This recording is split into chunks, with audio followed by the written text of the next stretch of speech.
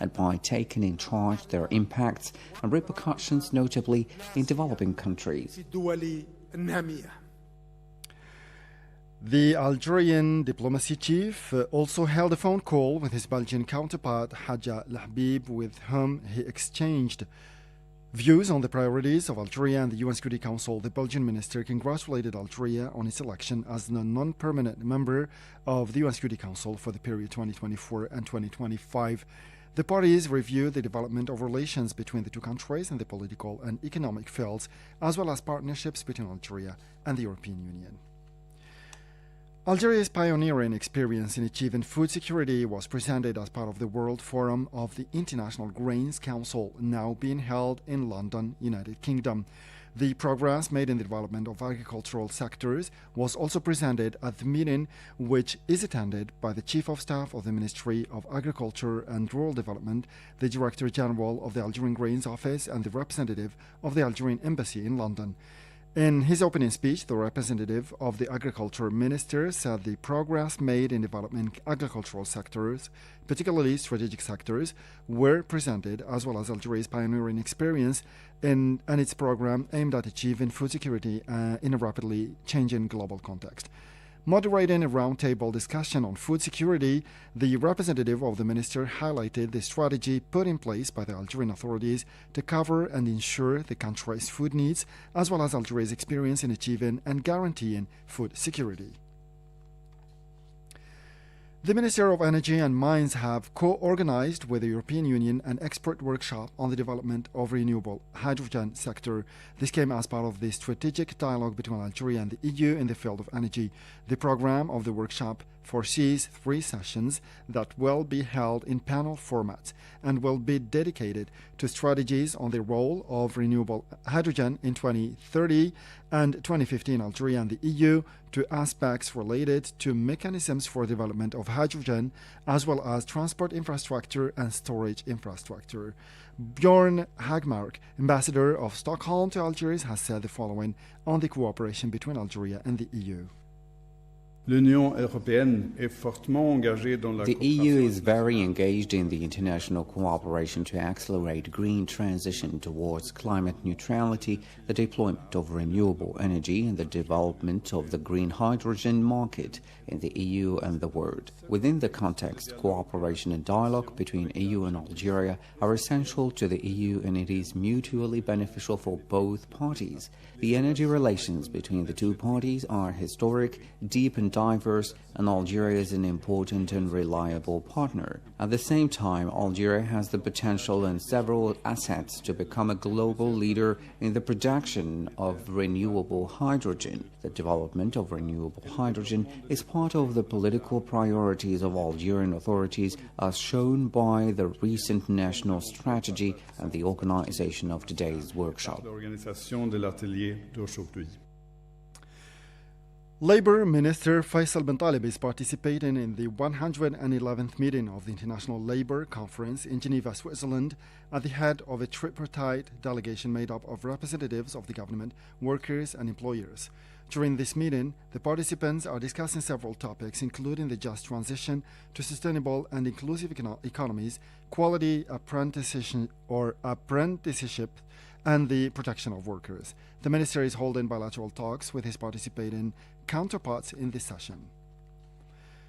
Algeria will be the guest of honor at the 29th Beijing International Book Fair in Beijing, China, from Thursday. A press release from the Ministry of Culture said Algeria would be represented by a high-level delegation from the Ministry of Culture and Arts, made up of leading names in the field of literature and arts. According to the same source, the welcome given to Algeria by China at the 29th session of the Beijing International Book Fair under the slogan Algiers, Beijing, a crossroads of culture and civilization, is part of strengthening cooperation and cultural exchanges between the two countries, as well as a proof of the depth of the bilateral relations. China was the guest of honor at the 23rd Algiers International Book Fair, or SILA, in 2018 to mark the 60th anniversary of the Sino-Algerian relations. More than 200,000 Chinese and foreign books will be exhibited at the 29th session of the Beijing International Book Fair, in addition to a virtual fair to showcase emerging forms of publication. The president of the Palestinian state, Mahmoud Abbas, has started a 3-day official visit to China, during which he will hold meetings with the Chinese or with his Chinese counterpart Xi Jinping and with several other officials. President Abbas's meeting with the Chinese president will focus on means of reinforcing relations between China and Palestine, the latest developments of the Palestinian issue, as well as on regional and international questions of common interest. In a recent interview carried by the news agency China News, the Palestinian Fatah Central Committee's member Abbas Zeki stated that China and Palestine had always supported each other's fundamental interests. In this connection, he recalled China's support to the Palestinian people's right to recover its legitimate rights, including its right to set up an independent state within the 1967 borders. Meanwhile, the Palestinian Foreign Ministry stressed the importance of translate the international positions rejecting Israel's settlement building into concrete form. It stressed that the Palestinian people was paying a high cost on account of the continued Israeli occupation and increased exactions carried out by the Jewish settlers and occupation forces. The Executive Secretary of the Intergovernmental Authority for Development, IGAD, Work Gebeyu, has urged the parties at issue in Sudan to stop the hostilities and settle the conflict through dialogue. Addressing a meeting of the heads of state and government of the IGAD held in Djibouti, he expressed the organization's deep concerns at the violence raging in Sudan and advocated a credible cessation of hostilities to end the bloodshed. He affirmed that the ramifications of an extended conflict in Sudan for the region and for the whole world might be incredible, as the violence has already caused huge sufferings and claimed hundreds of lives. The IGAD official pointed out that the situation was discouraging since the clashes resumed in Khartoum and in other regions of the country in violation of the 24-hour truce that came into force recently. He underlined that dialogue offered an opportunity to prevent new human losses and to allow the safe evacuation of those civilians fleeing the fighting areas. In this connection, IGAD announced that Kenya would preside over a 4-party committee made up of Ethiopia, Somalia, and South Sudan to try and settle the conflict in the country. According to a draft communique issued by the Kenyan presidency, a meeting will be organized soon between the two Sudanese parties at issue in the capital of the region to discuss how to find a solution to the conflict. In the meantime, fighting continued between the government and the rapid support paramilitary forces in Khartoum and in Darfur in the western part of the country. And finally, former U.S. President Donald Trump has arrived in Florida ahead of a history-making federal court appearance on dozens of felony charges, accusing him of illegally holding classified documents and thwarting the Justice Department's efforts to get them back. Trump's today's appearance in Miami will mark his second time since April facing a judge on criminal charges. Legal analysts said the Justice Department's first prosecution of a former president concerns conduct that prosecutors say jeopardized national security, with Espionage Act charges carrying the prospects of a significant prison sentence. Trump said there were no circumstances whatsoever under which he would leave the 2024 presidential race where he's been dominating the Republican primary. And with this last piece of news, we come to the end of this news bulletin in English for today, starting now with the international event of the week with my colleague Jamal Salmani, which will be followed by another program devoted to the Jama' Kachawa, or Masjid, or the Mosque of Kachawa, by my colleague Asya Bakar. As for me, I'll meet you again tomorrow for a fresh edition of our news bulletin in English. Until then, stay tuned with Radio International, and bye-bye. The international event of the week. 5 countries, including Algeria, were elected this week as non-permanent members of the UN Security Council following a vote in the General Assembly.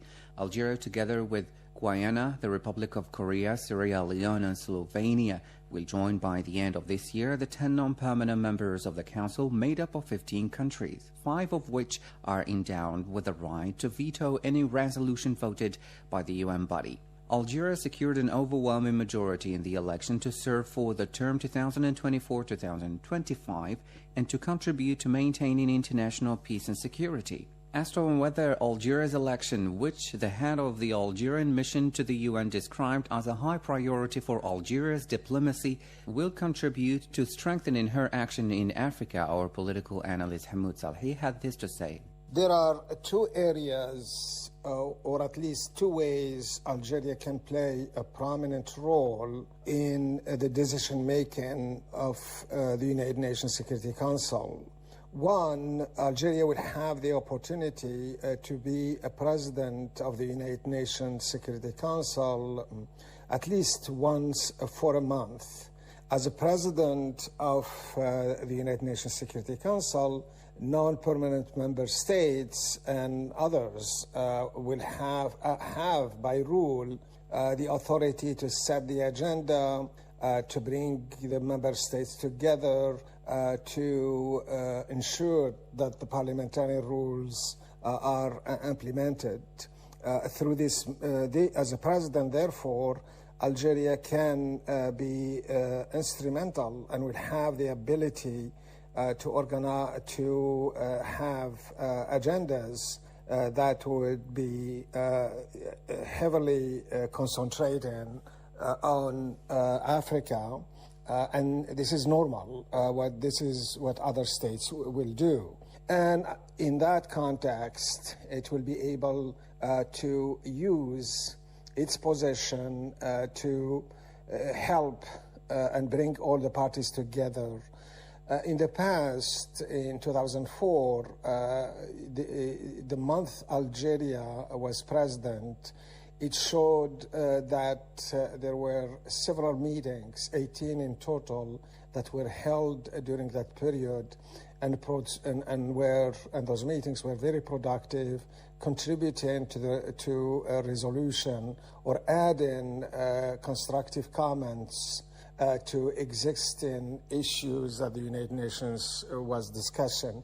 The second aspect is that, as a member of the United Nations Security Council, non-permanent member, Algeria will have the opportunity to team up with another big five member state to initiate discussions on issues that would be of relevant to Algeria and Africa and the Arab world. And in that context, Algeria could be instrumental or will be instrumental in contributing to the debate by setting again the agenda, providing resolutions to the conflicts from an African and Arab perspective.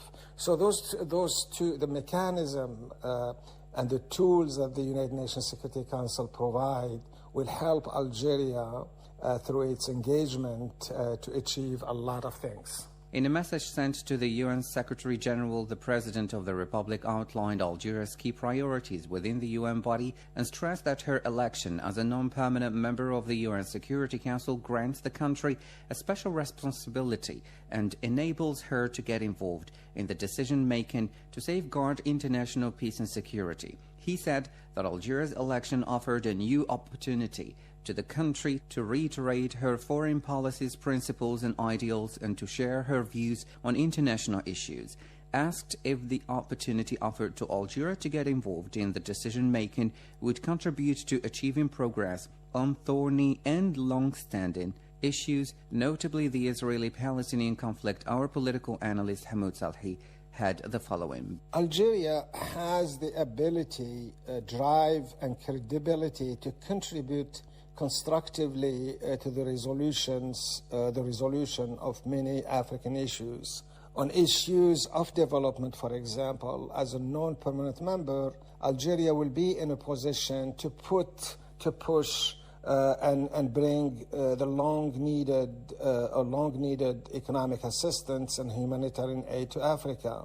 As non-permanent members in the United Nations Security Council have the opportunity to use their leverage of voting with big powers to gain some advantages or some perks that other non-member states will not be able to get. Algeria, for the fact that it has a strong relationship with the vast majority of the United Nations Security Council members, including the Big Five, could actually use that relationship to form alliances to lobby for funding economic projects through the World Bank or IMF. And with less restrictions, studies have shown that non-permanent members have benefited from their position to get loans from the IMF with 30% of less restrictions.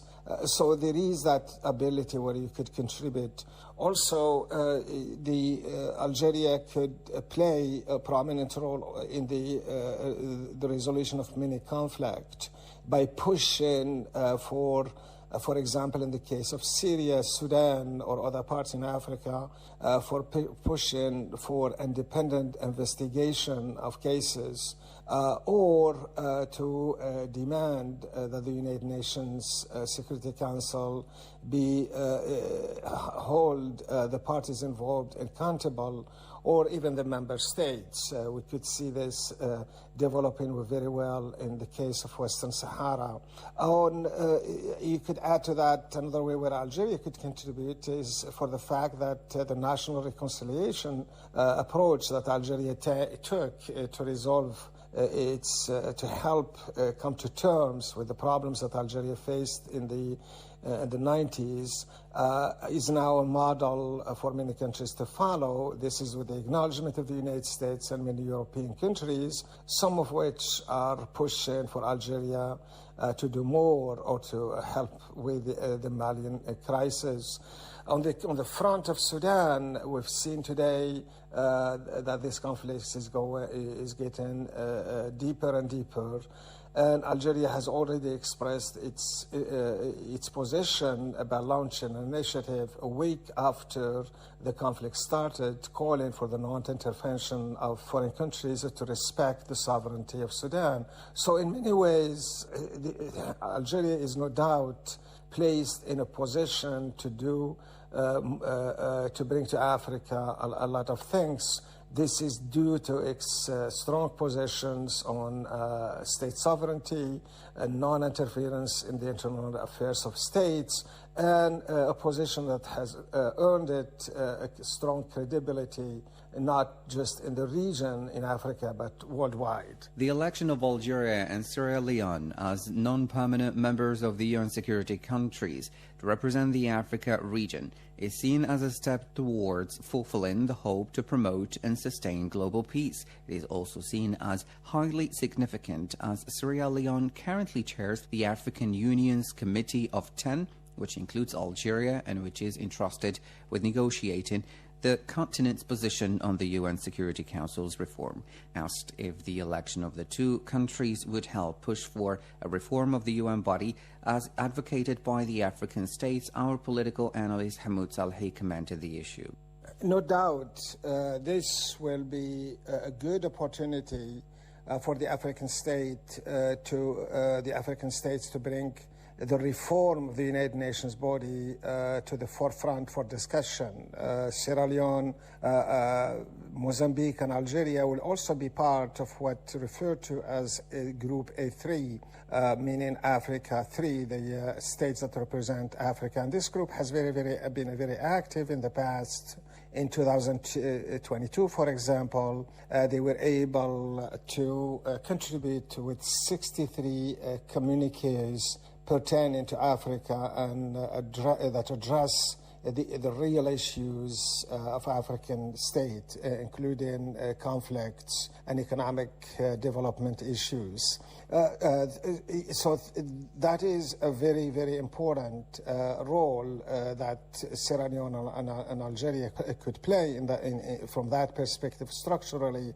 But also, the issue of reform is very, very difficult, and it will take time, and perhaps most of the work will be done at the United Nations General Assembly. And because non-permanent states are viewed as countries with high privilege, they have the credibility.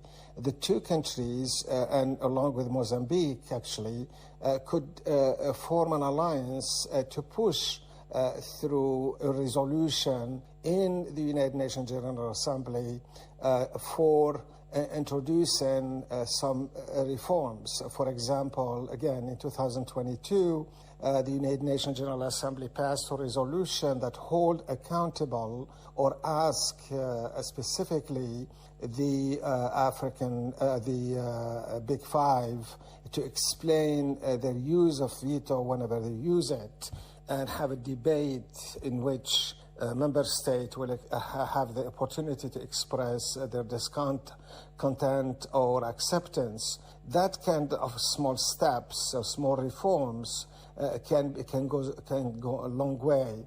Of course, the big picture is having or getting the Africa one permanent seat. That is a very, very difficult task to do, but what the African team, particularly the E3, could do is bring that an issue to the forefront, discussing it, and keep it in the mind of the members as a critical issue, an issue that should be addressed. The election of Algeria as a non-permanent member of the UN Security Council is considered a testimony and recognition for her efforts to maintain peace and security. It had already served 3 times at the Council since 1968.